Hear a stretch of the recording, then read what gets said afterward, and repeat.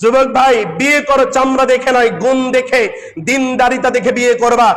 জীবনে নিয়ে আসবা, আল্লাহর কাছে সেদিন দোয়া করবা, আল্লাহ এই যে এমন একজন মানুষকে নিয়ে আসলাম, আখিরাতের একটা লম্বা সময় রয়েছে, আখিরাতের একটা বিশাল বড় সময় রয়েছে, যেই আখিরাতে আমার বিবিকে নিয়ে পৃথিবীতে বসবাস করেছি, ওই বিবিকে নিয়ে কাল কিয়ামতের ময়দানে হিসাব হওয়ার পরে জান্নাতে একসাথে বসবাস করতে চাই।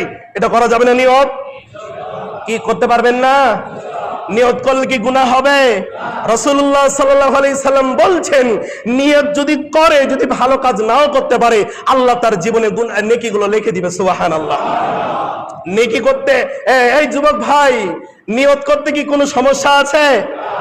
যুবক ভাই, বিয়ে করো চামড়া দেখে নয়, গুণ দেখে, দিনদারিতা দেখে বিয়ে করবা। জীবনে নিয়ে আসবা, আল্লাহর কাছে সেদিন দোয়া করবা, আল্লাহ এই যে এমন একজন মানুষকে নিয়ে আসলাম, আখিরাতের একটা লম্বা সময় রয়েছে, আখিরাতের একটা বিশাল বড় সময় রয়েছে, যেই আখিরাতে আমার বিবিকে নিয়ে পৃথিবীতে বসবাস করেছি, ওই বিবিকে নিয়ে কাল কিয়ামতের ময়দানে হিসাব হওয়ার পরে জান্নাতে একসাথে বসবাস করতে চাই।